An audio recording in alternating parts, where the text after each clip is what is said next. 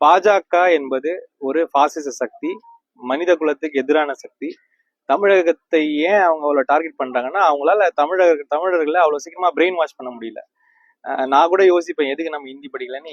பாஜக சொல்றதை புரிந்து கொள்ளாமல் இருப்பதற்கு ஹிந்தி படிக்காமல் இருந்தது ரொம்ப நல்ல விஷயம் நினைக்கிறேன். தமிழ்நாடு 76லயே இந்த தீர்மானம் போட்டாச்சு.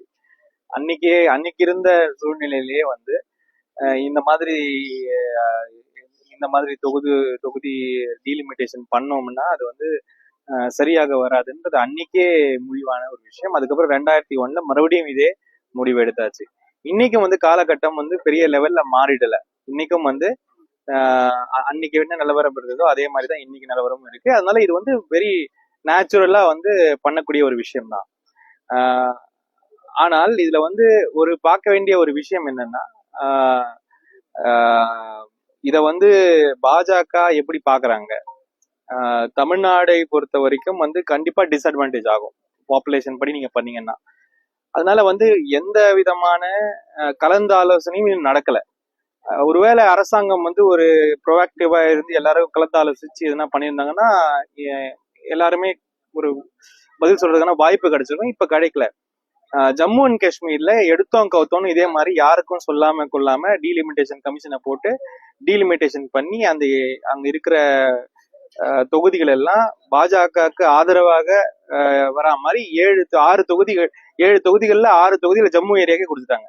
இப்படிப்பட்ட வேலைகள் எல்லாம் பாஜக செய்து கொண்டிருக்கும் பொழுது இந்த மாதிரி ப்ரோஆக்டிவா சதர்ன் ஸ்டேட்ஸ் ரெசல்யூஷன் பண்றது ஒரு நேச்சுரலான விஷயமா தான் நான் பாக்குறேன். இல்ல முதல்வர் ஸ்டாலின் முன்னெடுத்து இல்ல ரொம்ப நல்ல கூட்டமைப்பு. பாஜக ஒன்றிய அரசாங்கத்தை பொறுத்த வரைக்கும் இந்த மாதிரி ப்ரோஆக்டிவா நம்ம எதுவும் பண்ணலைன்னா அவங்க ஏதாவது பண்ணி முடிச்சிருவாங்க. அதனாலதான் மக்களுக்காக தமிழக முதல்வர் இந்த ஒரு முடிவை சதர்ன் ஸ்டேட்ஸ் எல்லாத்துக்கும் சேர்த்து ஒரு கலந்தாலோசனையோட செய்வது ரொம்ப ஒரு நல்ல விஷயமா நான் பாக்குறேன். அமித்ஷா என்ன ஊழலை மறைப்பதற்காக தான் மோடி அரசியல எடுத்து நடத்துறாங்க. அது மட்டும் இல்லாம பாஜக தமிழக ஆட்சிக்கு வந்தா பொறியியல் மருத்துவம் தமிழ் மொழியில் நடத்தப்படும் அப்படின்னு சொல்லியிருக்காரு. அவர் ஏதாவது சொல்லிட்டு இருப்பாரு. அதெல்லாம் தமிழ் மொழியினாலே அங்க எப்படி பேசுறாங்கன்னா ஏதோ ஒரு தேவையில்லாத ஆட்கள் இங்க உட்கார்ந்துருக்க மாதிரிதான் அவங்களுடைய பாவனையும் அவங்களுடைய தோரணையும் இருக்கு. அதனால அமித்ஷா எல்லாம் தமிழ் மொழியை பற்றியும் அதை பத்தி எல்லாம் பேசுறதுக்கெல்லாம் ஐ டோன்ட் திங்க் அவருக்கு அந்த ஸ்டேச்சர் இல்லைன்னு நான் நினைக்கிறேன். பாஜக என்பது ஒரு பாசிச சக்தி, மனித குலத்துக்கு எதிரான சக்தி. தமிழகத்தை ஏன் அவங்க அவ்வளவு டார்கெட் பண்றாங்கன்னா, அவங்களால தமிழர்களை அவ்வளவு சீக்கிரமா பிரெயின் வாஷ் பண்ண முடியல. நான் கூட யோசிப்பேன், எதுக்கு நம்ம ஹிந்தி படிக்கலன்னு.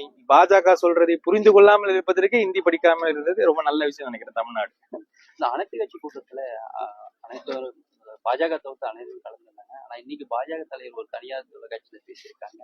இது கலந்து ஆலோசித்து கன்சல்ட் பண்ற மாதிரி சொல்லியிருந்தா நாங்களும் பங்கேற்போம். ரொம்ப புத்திசாலித்தனமா பேசுறதா நினைப்பு, அவ்வளவுதான், வேற ஒண்ணும் இல்ல. இந்த டிஸ்கஷன் எவ்வளவு நேரமா ஓடிட்டு இருக்கு? இது இன்னைக்கு நடக்கல. இந்த டிஸ்கஷன் எவ்வளவு நேரமா ஓடிட்டு இருக்கு?